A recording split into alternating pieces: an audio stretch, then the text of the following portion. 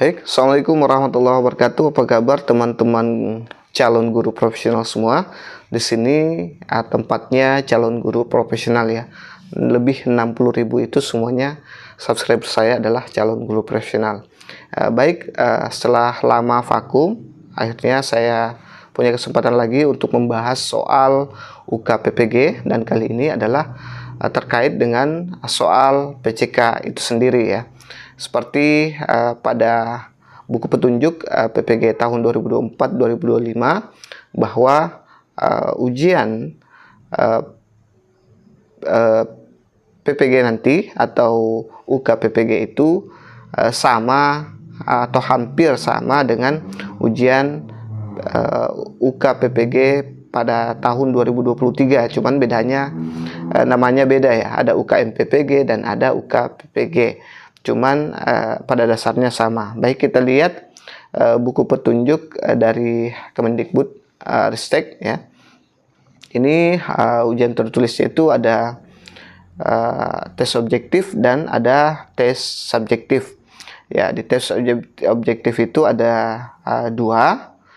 Yang pertama adalah berupa tes pengetahuan pedagogical content knowledge atau PCK dan situational judgment test atau biasa disingkat dengan SJT. Nah, pada kesempatan kali ini kita kerucutkan hanya membahas PCK saja. Insya Allah kedepannya kita akan bahas juga soal-soal mengenai SJT itu sendiri.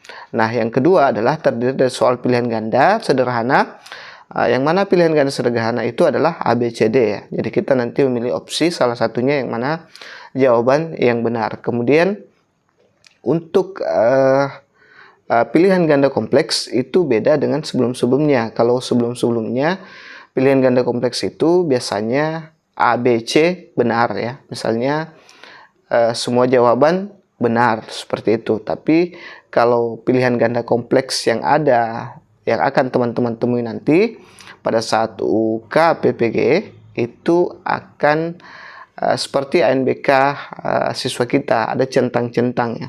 Dari keempat pilihan yang disiapkan itu mungkin kita akan disuruh menyentang satu saja atau dua saja atau tiga saja. Jadi bisa jadi tiga saja. Contoh seperti ini. Yang manakah termasuk binatang buas? Ada 4 pilihan: kambing, harimau, singa, kemudian hyena ya. Jadi kita pilih 3: hyena, harimau, kemudian singa, kambing. Jelas kita tidak centang seperti itu. Nanti insya Allah saya akan buatkan contoh pilihan ganda kompleks tersebut teman-teman. Baik, sebelum kita masuk lebih dalam lagi mengenai soal yang akan kita bahas, saya mohon bantuan teman-teman untuk klik subscribe, like, dan bantu share biar lebih bermanfaat lagi, lebih banyak orang terbantu dengan adanya video-video saya ya. Oke, sebelum kita masuk, mungkin masih banyak teman-teman yang masih bingung apa sih itu PCK ya. Jadi PCK adalah singkatan dari Pedagogical Content Knowledge, atau dalam bahasa Indonesia bisa disebut dengan pengetahuan pedagogis konten ya. Ini diperkenalkan oleh Lee Shulman pada tahun 1986 ya. PCK merujuk pada pengetahuan yang dimiliki seorang guru mengenai bagaimana cara mengajarkan konten atau materi pelajaran dengan cara yang efektif ya.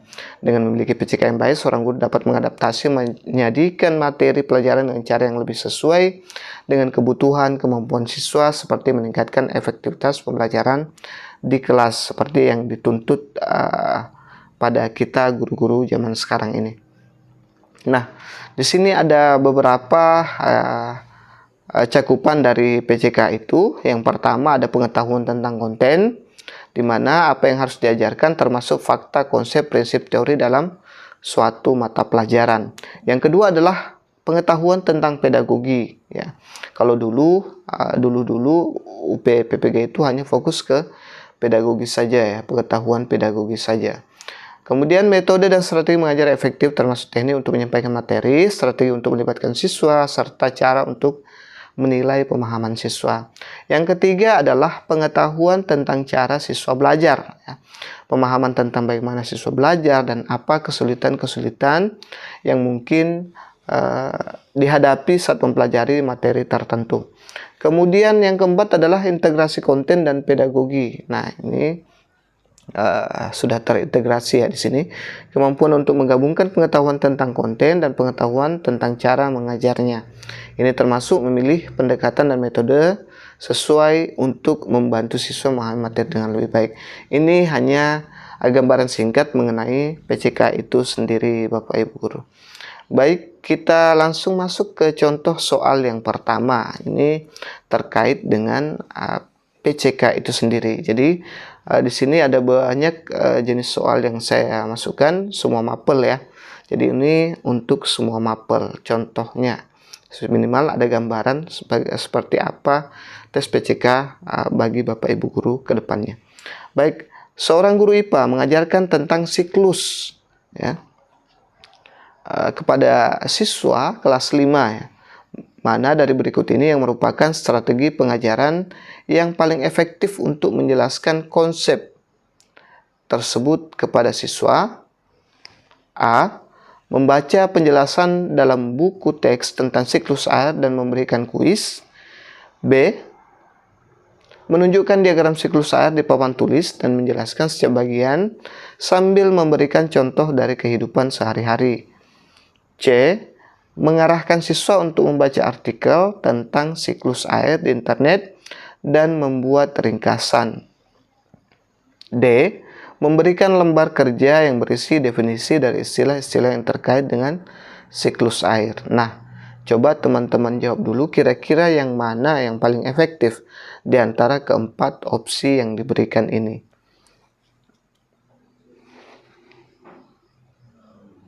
Baik, saya anggap teman-teman sudah memilih jawaban yang terbaik. Jadi, jawaban yang terbaik adalah dengan menunjukkan diagram siklus air di papan tulis dan menjelaskan setiap bagian sambil memberikan contoh dari kehidupan sehari-hari. Nah, berarti jawabannya ada di opsi B ya. Nah, ini dia penjelasannya, melibatkan visualisasi diagram dan menjelaskan setiap bagian dengan contoh konkret yang membantu siswa memahami konsep secara menyeluruh dan menghubungkan dengan pengalaman sehari-hari mereka. Strategi ini efektif karena menggabungkan elemen visual dengan penjelasan verbal. Itu bisa dibilang paling efektif di antara keempat opsi yang ada di sini ya, teman-teman. Baik, kita lanjut ke soal berikutnya. Jangan lupa subscribe, like, dan bantu share ya. Nah, ini soal kedua. Seorang guru bahasa Inggris ingin meningkatkan keterampilan menulis siswa. Mana dari pendekatan berikut yang paling sesuai untuk mencapai tujuan tersebut? A. Menugaskan siswa untuk menulis esai tanpa umpan balik dari guru. B. Mengadakan sesi menulis kelompok di mana siswa dapat saling memberikan umpan balik dan merevisi karya mereka. C. Memberikan siswa banyak latihan soal grammar tanpa latihan menulis. D. Menyediakan buku panduan menulis dan meminta siswa membaca tanpa praktik menulis. Kira-kira yang mana jawaban yang benar di sini, teman-teman?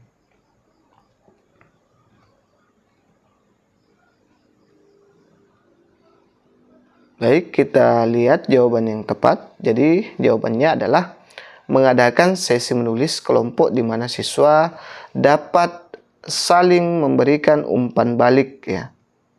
Umpan balik dan merevisi karya mereka. Pendekatan ini memungkinkan siswa untuk mendapatkan umpan balik langsung dan konstruktif dari teman sekelas mereka serta merevisi tulisan mereka berdasarkan umpan balik tersebut. Ini mendukung proses pembelajaran aktif dan perbaikan keterampilan menulis. Jadi ini juga bisa kita lakukan di mata pelajaran yang lain ya. Baik IPA, IPS ya, sangat bagus kalau siswa saling memberikan umpan balik. Kita lanjut ke soal berikutnya. Apa yang harus diperhatikan seorang guru ketika merancang penilaian formatif untuk mata pembelajaran sains? A. Menilai hasil akhir dari eksperimen tanpa mempertimbangkan proses. B. Menggunakan berbagai jenis penilaian seperti kuis, tugas, dan observasi untuk mendapatkan gambaran menyeluruh tentang pemahaman siswa. C. Menggunakan penilaian yang sama untuk semua siswa tanpa membedakan tingkat pemahaman mereka. D. Fokus hanya pada aspek teori dan mengabaikan aplikasi praktis dari konsep-konsep sains. Nah, ini soal yang masih tergolong mudah ya Bapak Ibu. Ini kita masih sangat mudah menentukan mana jawaban terbaik. Saya yakin teman-teman sudah mengunci jawaban teman-teman di sini. Jadi jawaban terbaik ada di opsi B, menggunakan berbagai jenis penilaian seperti kuis, tugas, dan observasi untuk mendapatkan gambaran menyeluruh tentang pemahaman siswa. Kita lihat penilaian formatif yang beragam memberikan gambaran yang lebih lengkap tentang pemahaman siswa dan area yang perlu diperbaiki. Ini membantu guru menyesuaikan instruksi mereka sesuai dengan kebutuhan siswa. Oke. Jadi ini berlaku untuk semua mapel ya. Ini berlaku untuk semua mapel.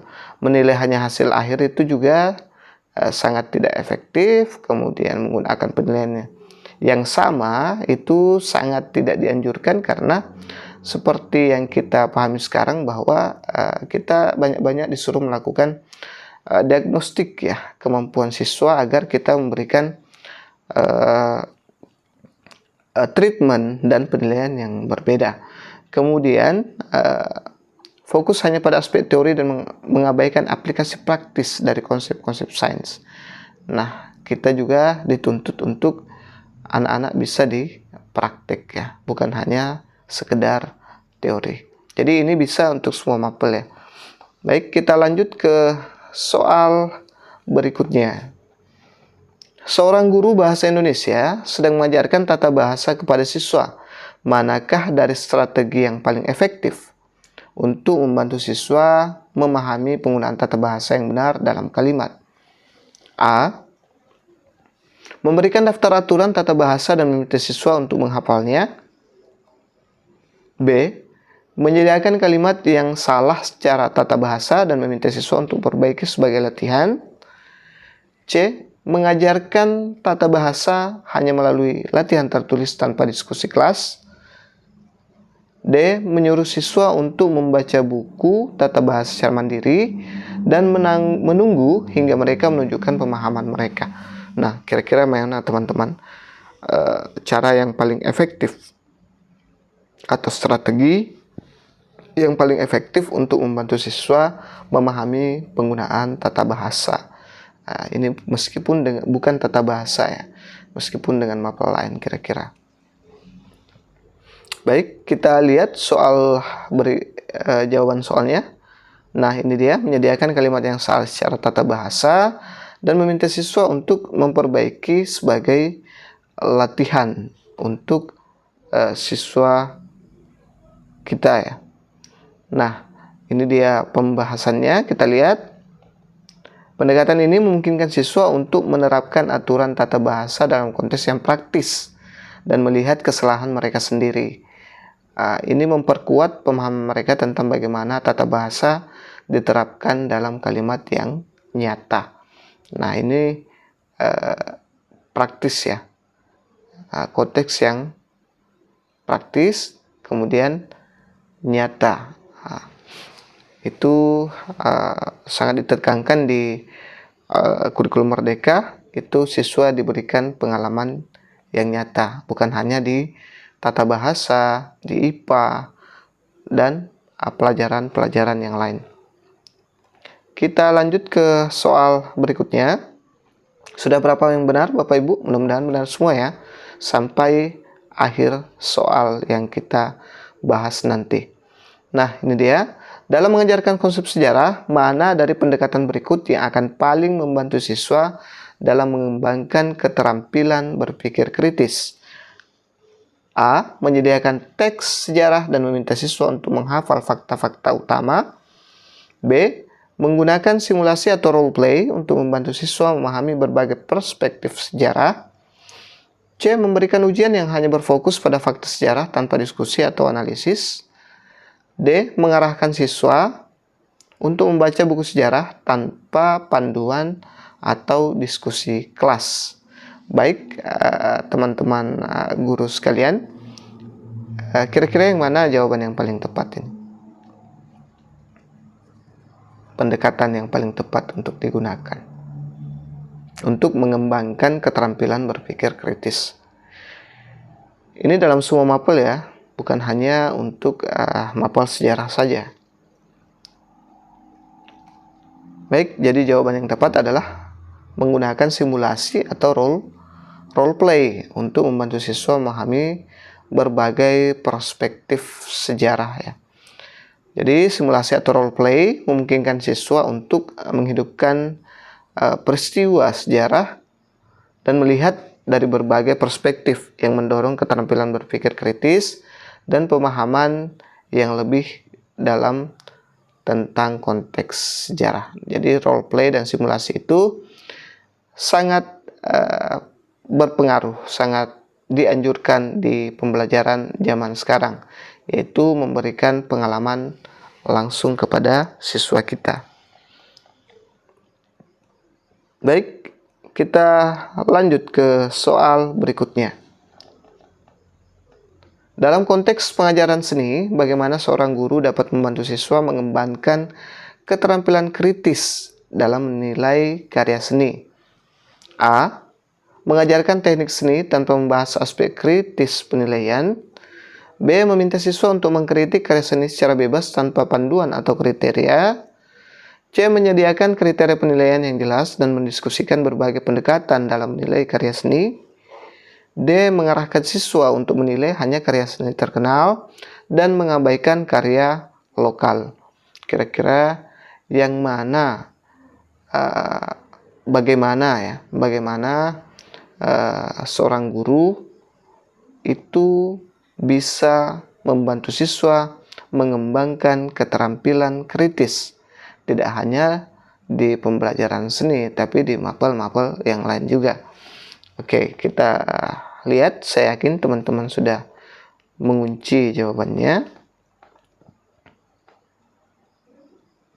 Jadi jawaban yang tepat adalah opsi D ya, yaitu menyediakan kriteria penilaian yang jelas dan kemudian berbagai pendekatan dalam menilai karya seni ya. Tidak asal semaunya saja, bisa amburadul nanti kalau tanpa kriteria penilaian yang jelas. Kita saja guru butuh kriteria penilaian yang jelas, tidak asal menilai siswa kita. Memberikan kriteria penilaian yang jelas dan mendiskusikan pendekatan berbeda dalam menilai karya seni membantu siswa memahami standar ya. Jadi ada standar yang di situ dilihat, standar penilaian.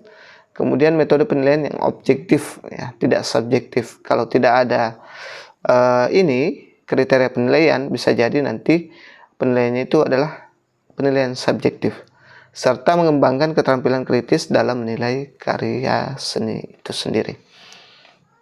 Baik, jangan lupa subscribe, like, dan bantu share teman-teman. Kita lanjut ke soal berikutnya. Dalam mengajarkan keterampilan membaca, mana dari metode berikut yang paling efektif untuk membantu siswa memahami teks secara mendalam? A. Membaca teks secara bersama-sama tanpa diskusi lebih lanjut. B. Menggunakan teknik membaca nyaring untuk melatih pelafalan tanpa membahas makna teks. D. Melakukan analisis teks dengan meminta siswa untuk merangkum dan mendiskusikan elemen-elemen utama seperti tema, karakter, dan plot. D. Memberikan tugas membaca tanpa memeriksa pemahaman atau memberikan umpan balik. Saya yakin teman-teman bisa langsung mengunci jawaban terbaik karena teman-teman sudah banyak melihat tadi contoh soal yang mirip ya dengan ini, soal PCK UK PPG 2024. Ya, kira-kira yang mana nih metode yang paling efektif untuk membantu siswa memahami teks secara mendalam? Kita lihat jawabannya. Saya yakin teman-teman sudah kunci setelah dibaca tadi. Nah, jadi yang paling tepat adalah melakukan analisis teks dengan meminta siswa untuk merangkum dan mendiskusikan elemen-elemen utama seperti tema, karakter, dan plot ya. Nah, ini membaca teks bersama-sama tanpa diskusi lebih lanjut itu akan lenyap dengan sendirinya. Kemudian menggunakan teknik membaca yang nyaring untuk melatih pelafalan tanpa bahas makna teks. Ini dilakukan guru-guru zaman saya waktu SD. Tapi lebih bagus yang ini ya. Kemudian memberikan tugas membaca tanpa memeriksa pemahaman. Nah, ini juga asal jadi ya teman-teman. Tidak ada hasil yang akan kita lihat. Oke, analisis teks dan diskusi mendalam membantu siswa memahami makna dan struktur teks secara lebih baik. Ini mendorong mereka untuk berpikir kritis tentang apa yang mereka baca dan mengembangkan pemahaman yang lebih mendalam. Ini juga bisa kita lakukan di pembelajaran IPA, di pembelajaran mapel-mapel lainnya, teman-teman. Ya, dengan melakukan analisis ya, materi, kemudian berdiskusi dengan sesama siswa. Baik, kita lanjut ke soal berikutnya. Seorang guru matematika ingin mengajarkan konsep geometri kepada siswa. Mana dari pendekatan berikut yang paling efektif untuk membantu siswa memahami dan menerapkan konsep geometri? A. Menggunakan hanya buku teks untuk mengajarkan teori geometri.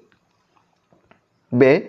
Memberikan banyak latihan soal geometri tanpa menggunakan alat peraga atau visualisasi. C. Menggunakan model 3D, gambar, dan manipulatif untuk menjelaskan bentuk dan hubungan geometri. D. Menyuruh siswa untuk menyalin definisi dan rumus geometri dari papan tulis.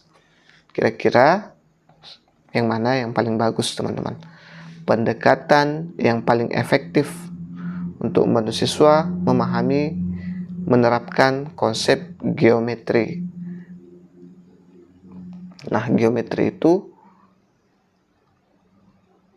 agak susah dimunculkan langsung di depan ya. Sama dengan di IPA itu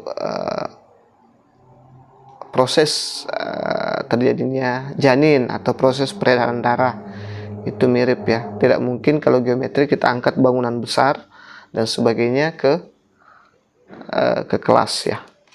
Kita lihat jawabannya. Saya yakin guru matematika bisa langsung jawab ini.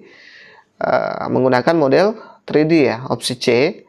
Menggunakan model 3D, gambar, dan manipulatif untuk menjelaskan bentuk dan hubungan geometri itu sendiri ya. Model 3D, gambar, dan manipulatif membantu siswa untuk memvisualisasikan bentuk dan hubungan dalam geometri, membuat konsep yang abstrak menjadi lebih konkret dan mudah dipahami, teman-teman. Itulah yang paling efektif. Menggunakan hanya buku teks untuk mengajar teori geometri itu sangat tidak dianjurkan. Baik di mapel bahasa Inggris, bahasa Indonesia, semua mapel tidak boleh hanya bergantung pada buku teks saja. Apalagi kalau itu sudah berstatus guru profesional ya, teman-teman. Yang opsi B, memberikan banyak latihan soal geometri tanpa menggunakan alat peraga atau visualisasi. Geometri itu butuh alat peraga atau visualisasi. Kalau sekedar teori, siswa tidak bisa paham apa itu geometri, seperti apa model dari geometri itu sendiri. Kemudian yang D, menyuruh siswa untuk menyalin definisi dan rumus geometri dari papan tulis. Nah, ini mapel apapun jangan hanya menyalin ya, teman-teman. Itu metode menyalin yang diharamkan oleh pengawas-pengawas kita dari guru penggerak zaman sekarang. Baik. Oke, ternyata sudah habis. Itu saja dulu yang sempat kita bahas pada kesempatan kali ini. Insyaallah nanti kita akan buat soal yang lebih hot PCK yang lebih hot, dan insya Allah saya akan buat juga bentuk soal yang pilihan ganda kompleks. Jadi jangan lupa subscribe, like, dan bantulah saya share insya Allah dengan teman-teman bantu saya. Teman-teman juga akan dapat pahala. Mudah-mudahan dengan kebaikan teman-teman itu bisa dibalas dengan oleh Allah dengan dimudahkan saat ujian dan diluluskan. Demikian. Wassalamualaikum warahmatullahi wabarakatuh. Sampai ketemu di video selanjutnya.